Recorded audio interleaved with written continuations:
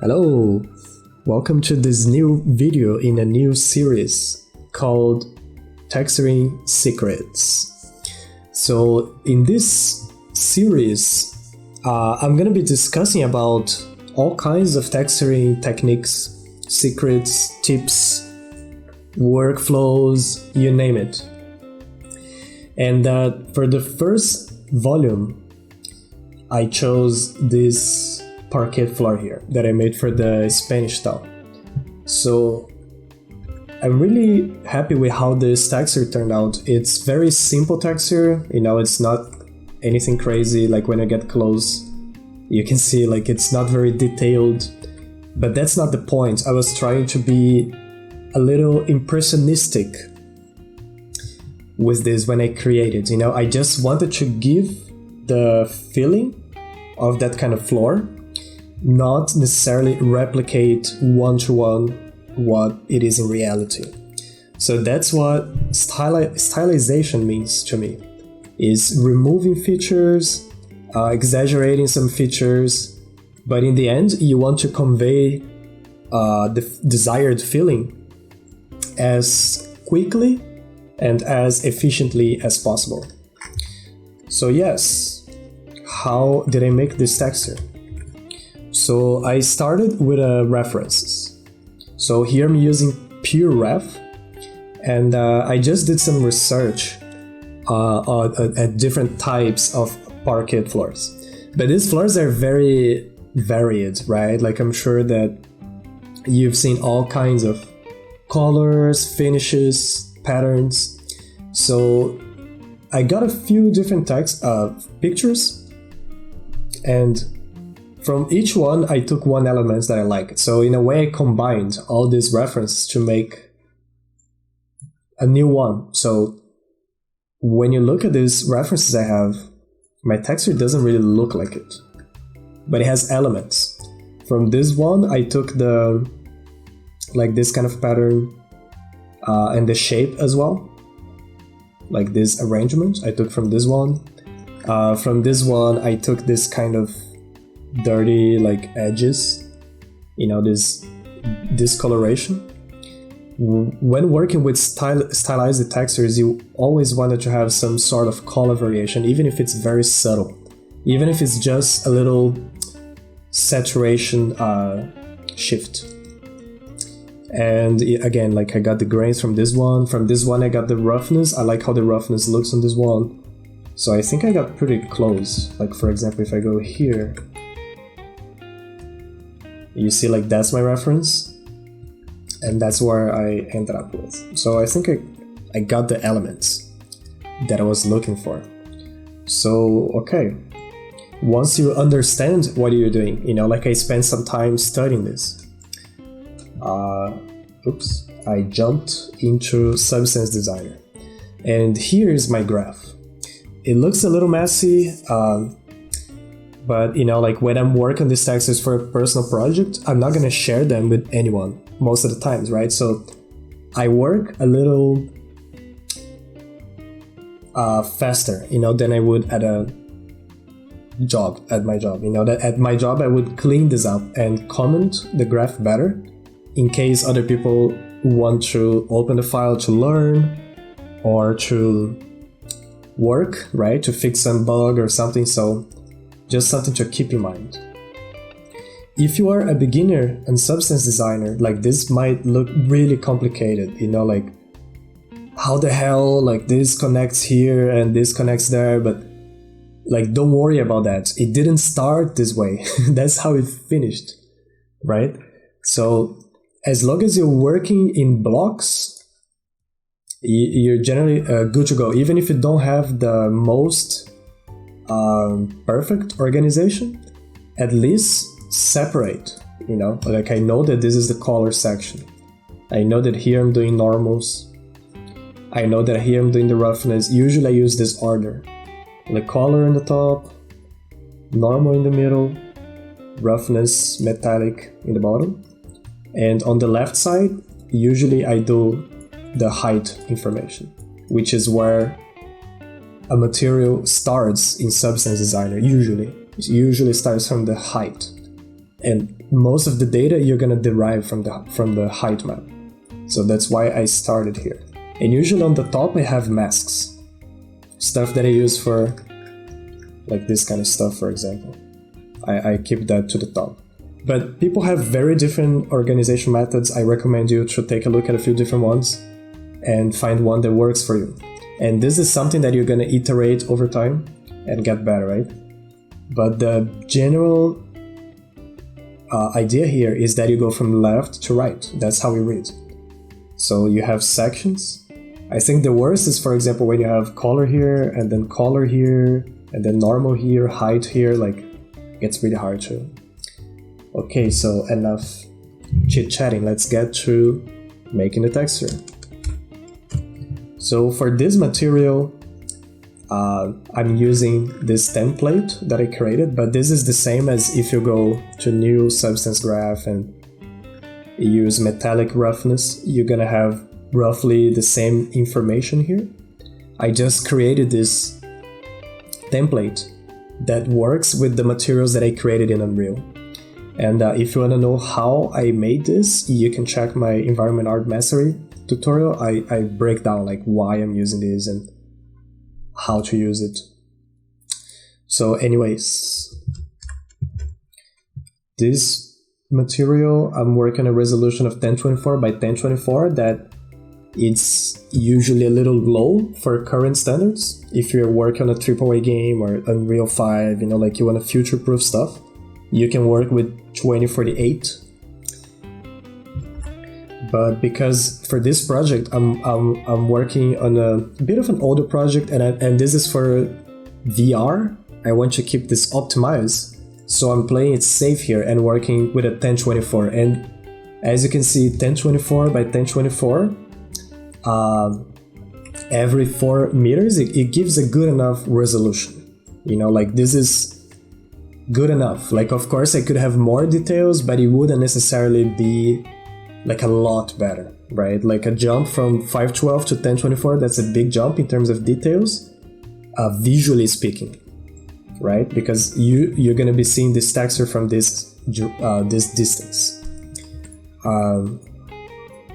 Okay, so let's go through what you are here for, the designer graph. That's you. I know what you want. You just want the formula. Like, okay, give me what's the formula.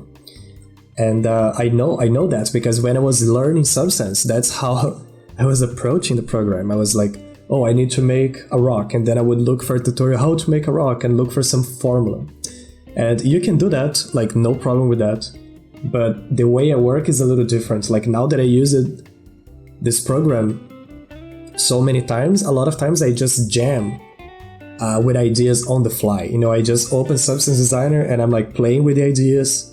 I'm trying stuff, so there's no formula. It's more about looking at the elements that I have on the reference and replicating them. So that's what I want you to take out of this video. Like, do your own interpretations, instead of trying to do what other people did. Because when you're looking for a formula, you're trying to do it like someone else did. And you're gonna get the same results they got. But if you try to find your own way of making things, that's how you develop your style. And this is very valuable when you are a texture artist. I notice from my experience, one of the biggest values you can have as a texture artist is your style. A good texture can make like an average environment look awesome. So how can we do this? Let me see what's the easiest way to start here. So yeah, I'm just gonna go with the pattern.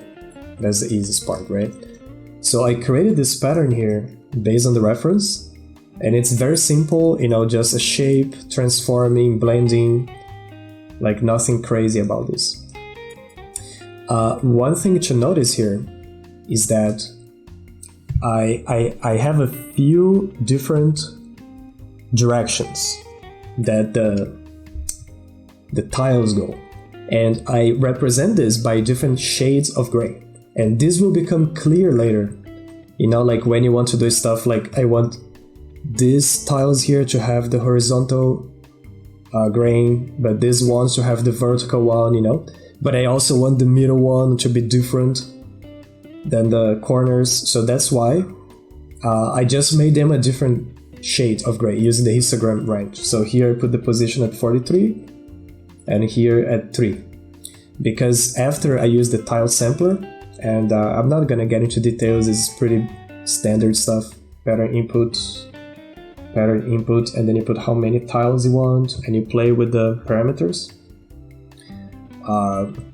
After that I use the histogram select, because then I can select the specific directions that I was looking for. So I have the horizontal, the vertical, and the center one. And here there is even a little bug that we can fix. Oops, not the range, but the position. Like here. Okay. So I'm generating 3 different masks and I'm combining them with this node RGBA merge. And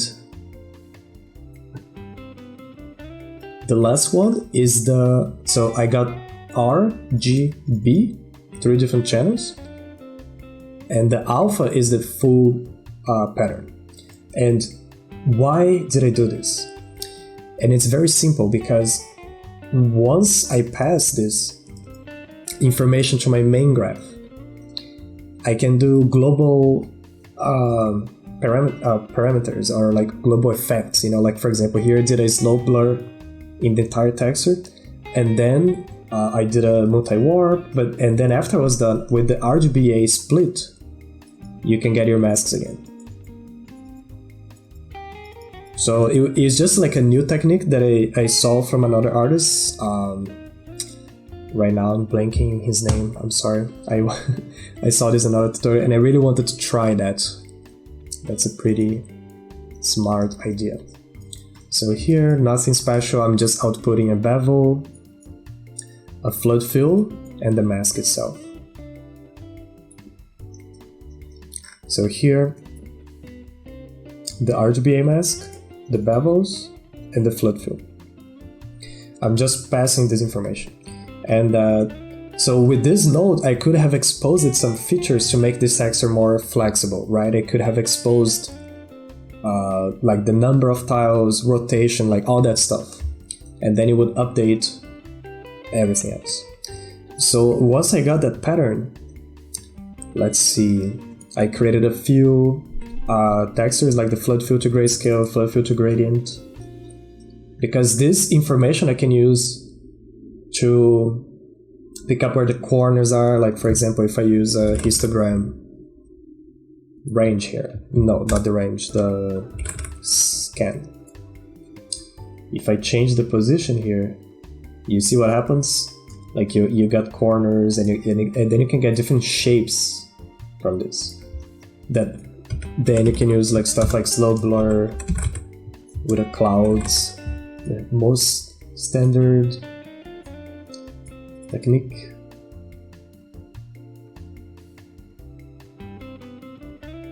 And real quick, you get some corners. Or we can try this too, right? So that's why it's useful to have this information here. And with this information, I'm gonna generate a few different masks. So first, let's go to the bevel. Nothing crazy here. I'm just doing a slow blur to create these little, warps, and using these 2 patterns combined, and then a multi-directional warp to get a little more edge, but I'm not doing much here. And then here I'm combining the vertical tiles, and I'm gonna use that later. So here from this mask here, that now is all warped, right? And slow blur, that's what this section did. I generated an ambient occlusion just to get these really hard edges. And I'm saying like this stuff is not a formula, it's how I found this. I was experimenting, I was trying different stuff, and that's how I achieved what I was looking for. And from this ambient occlusion, I did a bevel, Then I mix with what I had before, and using the height to normal word units, I generated this bevel, the basic bevels. And then another height from this that I'm gonna show real soon, but this height has other information like the gradients, has the chipped edges, and then I'm combining those two with a normal combine. So these two normals, this one with the big bevels and this one with the small details. And I separated this because I wanted to have these thick bevels, but also this thin chipped edges. Okay, so I don't want to make this video too long, so let's move forward. And so here I'm generating this mask that has the wood grain corners, like this kind of stuff. And it's very simple from the histogram scan, right, from the gradients. I just created a mask combining those two, the grayscale and the gradient, and then use the levels to thicken it up. And then I blended with these two directional noises. It's the same one, I just flipped, and I used this as a mask. That's why I exported those two masks, because now I got directional grain, right? And now I blended these two, and that's how I got to this shape. So I think it works pretty well for this level of resolution. What else we got here? Oh, okay, so with this one, it's another normal that I'm using to simulate different angles on the tiles, and it's a very subtle effect. Let me crank it up so you can see.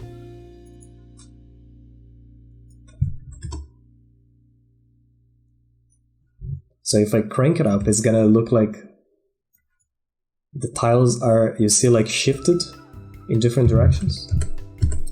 And this is a little effect that you can do to get this kind of shifting on the roughness, on the reflection. You see, it's very hard to see because it's very subtle, but here you can see how the roughness jumps as if the tiles had a different angle. So how did I achieve this? Very simple. I got the angles that I already had, right?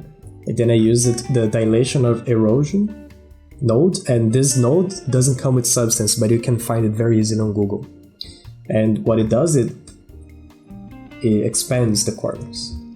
So I did that, converted to normal, and did a little blur because I just wanted the gradients here, just the colors. And then I combined with the normal that I had before. Let's see other features. So this is another chipped off edge, and I started with this mask that I already had before, right? The same one.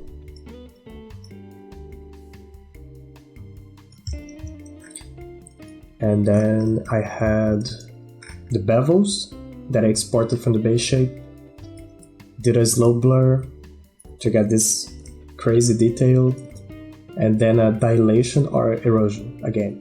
So this was a happy accident, but look how painterly it looks. I was just trying, you know, like this low blur with this, and it looks very painterly.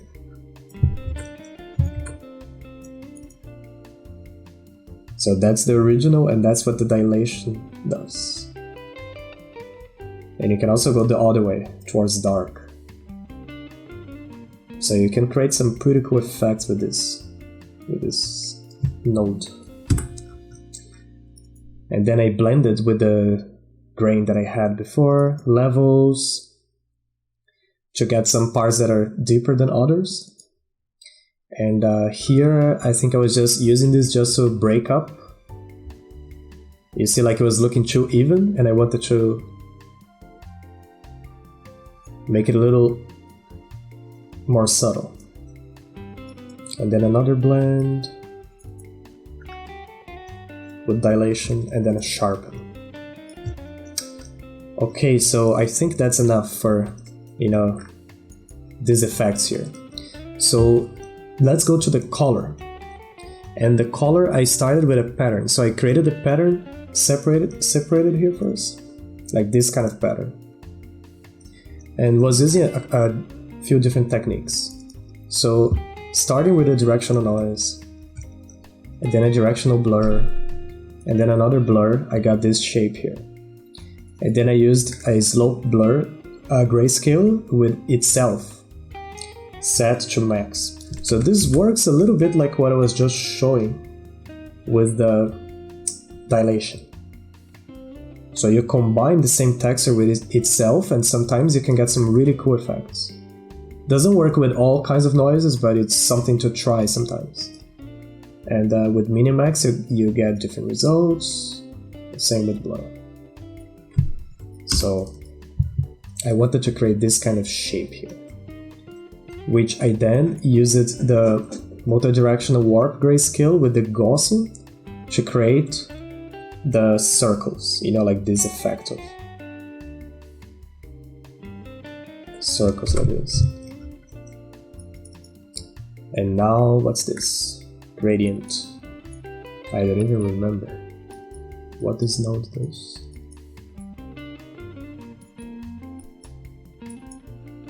I think this was another happy accident. I was looking for something else, then I found this node, and I put the same information there, and it helps you to select some different areas, I guess. Anyways. And then from that looks so messy. Another warp, invert.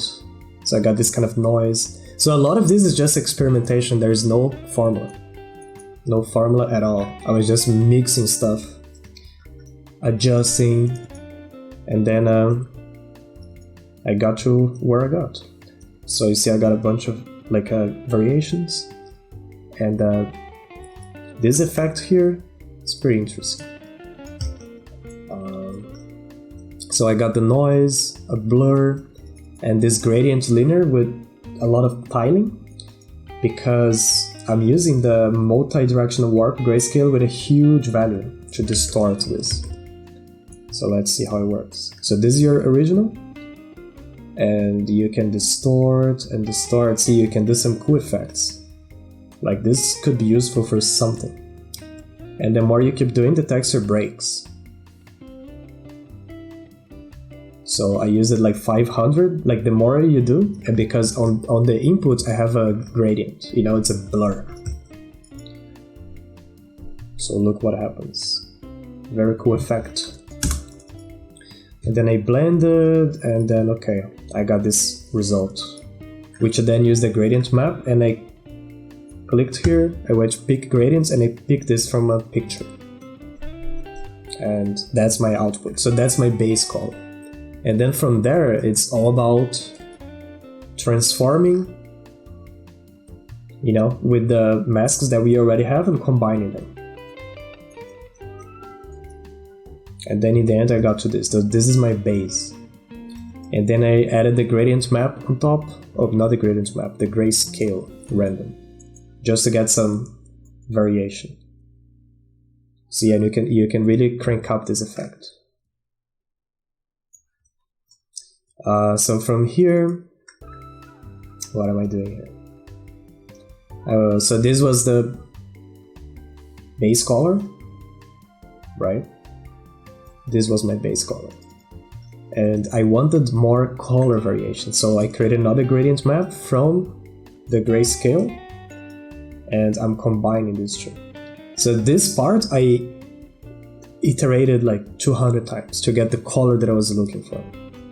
The color that I had in my mind from this kind of floor when I was a kid. And so next I combined that mask created before, make it yellow in the corners, and then this subtle dust on the corners, some scratches that I also added to the roughness, and the middle part And if you're hearing my cat crying, it's because it's time for food. And what else? So another, like a middle detail there. And here I added a curvature map from the normal map to add a few edges. So you just get a curvature from the normal map and overlay that on top to get a few edges, and then a sharpen at the end. And that's it. For roughness, I'm almost done. It's very hard to do this kind of tutorials when the graph wasn't prepared for that, but I hope you learn a few tricks with this. So yeah, the roughness, right? I started with just some basic noise. You can see how it breaks the specular in there. And then it was all a matter of just mixing the masks that I had, right? The dust, the different tiles, the edges, more edges, the middle part. So here is all about combining the masks that we already have using different values to create that roughness. And that's pretty much it. From here, I just exported to the engine, and when I was working on this texture, I was going back and forth between Unreal and Substance. So I would try a different color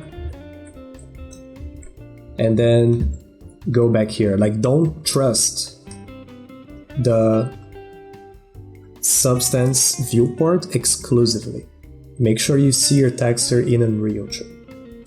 So that's it for this video. I know it was a little longer than I expected, but you know, like, that's how my mind works sometimes. It's a little chaotic, and I think through the chaos leads to creativity, you know, so it's a useful skill to have. If sometimes you are not sure what to do, don't think.